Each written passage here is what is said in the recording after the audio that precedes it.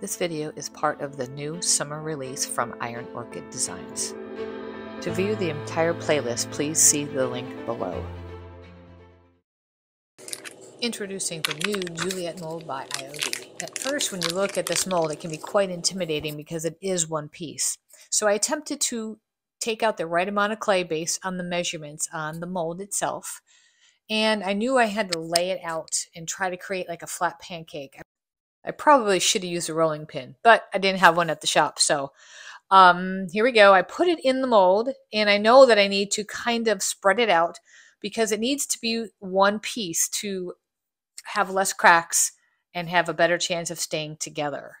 So I try to push it out as best as I can, but you know, after a while, I just give up. I'm like, well, maybe my brayer will work. So I grab my brayer and I just try to smoosh it out even more. And, you know, that doesn't work either. So I just decided what I would do is I will just scrape off the top and then use those extra pieces and just plug them in the holes where the clay, I couldn't stretch the clay to. I repeated this process until I had the entire mold filled with some clay. I was really worried though, because I know typically when you piecemeal pieces together in a mold, they tend to break or come apart where you piece together your clay. But I'm going to stick this in the freezer after I get everything in, and we're going to see how it comes out. That's why I didn't use any of the cornstarch, even though there's little bits here. I just knew that I was going to freeze it, and once you put it in the freezer and you pop it out, you don't need the cornstarch. Okay, so I'm finishing plugging all the little holes, and I'm going to give it a once-over rub, making sure the edges of the micro rim are rubbed off. There is some clay in between the micro rim, but that's okay. That'll just dry and that'll fall off later. Okay, it's time for the freezer. I stick it in the freezer and I let it stay in there for about 20 minutes. Then it's ready to pop out, and it's hard. So I tried to pop it out this way, and then I made a better decision. I better just flip it upside down and just roll the plastic mold off of the roses. And it seemed to work very well. Look at this. Look at all the details of these beautiful roses. Okay, so now I need to let the air dry clay because it is frozen. So this is going to be hard for me to wait because look at how beautiful this is. I cannot wait to use it, but yes, I must wait for it to thaw. It is going to fit absolutely perfect on this hanging galvanized planter. Now we have to wait for it to thaw. Okay, so it's just about thawed. I'm going to go ahead and stick on some heavy body gel. You can use that, or you can use some wood glue. You can use whatever kind of glue you normally use with the molds. I've decided to go ahead and put it on my background just because it'd be a lot easier just to cover the whole entire piece than try to put it on my mold.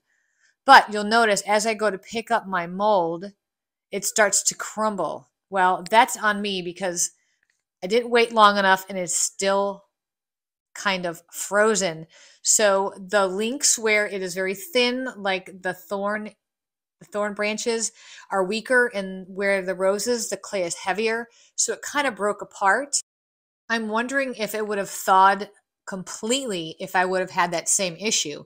So I'm going to test that theory in just a minute. But right now I need to piece back all of this together, which is fine because I'm putting it on a surface that's curved. I've got my glue down. So now I just need to decide where I'm going to put it. And I'm going to take up these little bits that fell off, and I'm just going to plug them in where they go. One right here.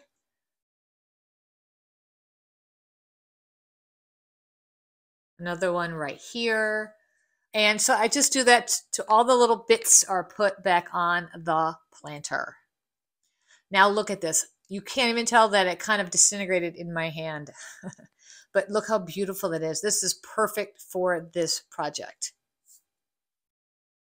I decided that I would go ahead and just do the resin real quick just to see how it pops out and how sturdy it is. So here it comes. just going to roll it back and look at it. It is absolutely perfect. And this is more stable to work with, but you can't really bend it around your edges. All right, so here's my theory. I'm going to test it out, and I'm testing it on a little area where the little bits were falling off, where the little branches are weak and have the little buds. So in the freezer it went. It sat for 20 minutes, and now I'm going to pull it out, and we are going to test the theory if I let it thaw all the way, if I'll have the same issues. I didn't want to use entire piece of clay for this, so I just used the corner. So let's roll it out and let's take a peek. And it pops out just perfect. Look at that detail again. I love it. Now, I have to be really, really patient here and make sure I wait till it thaws. So wish me luck. Okay, so it's thawed, and I'm going to go ahead and put it on one of these glass candles. Well, it's repurposed glass. It used to have a candle in it. And I'm just going to stick some wood glue on it. Notice I picked it up and it was fine. And you can tell in the middle there, I even piecemealed some of it together. I wanted to see if it would break. So it looks like it fared well. So make sure if you freeze your clay, it's totally thawed before you use it. Okay, so now I need to give it a once over of just some chalk paint because I'm going to layer this. I want it to look like an old crusty cement looking pot for plants. It is going to be gorgeous, but I have to put several layers on. And of course, the first layer is just plain old white chalk paint. This is, of course, after the mold has glued and dried and is on and not coming off.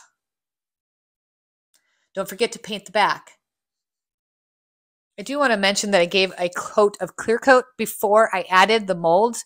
Just in case I add water to this, it will not have my molds come off, because over time the condensation can get to your air dry clay. All right, now to the next layer. I'm going to use some cracked gesso. So I just mix it 1-to-1 and give it a good stir. Okay, now it's time to apply the cracked gesso over the chalk paint. So I'm going to try to get in every crack and crevice and give it a nice coating of this cracked gesso, because this is what's going to make it crack and make it look like old cement. Just wait, it is amazing.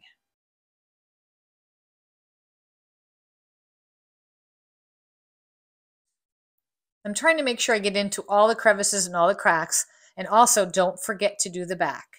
All right, so next I'm going to do some milk paint, and I'm using the noir, the black.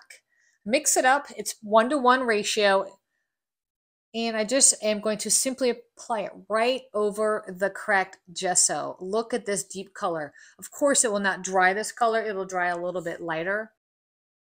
So I am going to apply a thin layer of this milk paint over the entire planter. And I will remember to do the back. And once I get a nice coat on, I am going to just simply wait for it to dry, and then we're going to add one more layer of the cracked gesso. But look at that. Look at that. The roses are starting to look more and more like cement and not such good, clean details. And that's the look that I'm going for on this project. Okay, so do you see how it dried a little grayer? It didn't dry quite as dark black, but that's okay. This is just another layer. So what I did was I mixed up a little bit more of the cracked gesso, and I'm applying it over the black milk paint. This cracked gesso is what gives this planter that authentic cement, crusty look. So I'm making sure that I'm getting a nice even layer over the black milk paint, and you really won't even know that it once was a galvanized planter unless you look at the bottom. Did you see the sticker as I flipped it over?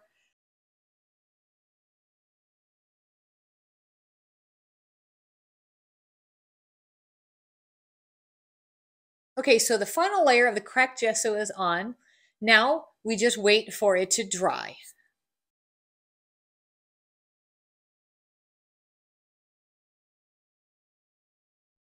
Here it is. It's all dried. What do you think? Starting to look more and more like a cement planter, right? So now that the cracked gesso is dry, I'm going to add the final color. This is a green in the milk paint. Look at this beautiful color. This just adds the right touch for the look that I was going for this cement looking planter. Okay, so I'm going to make sure I get a nice coverage over the roses, not forgetting the back. And I'm going to let this dry and on to the next step. So the green paint is dry and it looks a lot lighter than it did when it went on, but we are going to the next step. So I'm going to pour some antiquing glaze in a little container, grab a little sponge. I'm going to put some drips out to make it look more authentic when I start distressing it with this antique glaze. So I just put some drips on. Came out a little heavy, but that's fine. So you let that sit for a minute. Then you go back in and you take your sponge, you dip it, and you just kind of give it a nice sponge over of the glaze. And this, you just want it to soak into that milk paint. So I'm just going to give it a nice once over. Once I do that, I'm going to go back in with my sponge and I'm going to kind of push and lift at the same, twist and lift at the same time. What's happening is it's going through all the different layers all the way down to the original white chalk paint. So you're going to see the cracked gesso, you're going to see the black paint, the black milk paint, then you're going to see no more cracked gesso and you're going to see the green. But also this glaze leaves like this antique looking hue over the entire piece. And it is just something that it just helps that aged look and it looks so authentic. Of course, I can't forget the back. Now we just need this to dry. Isn't that amazing? Look at all that detail. So pretty.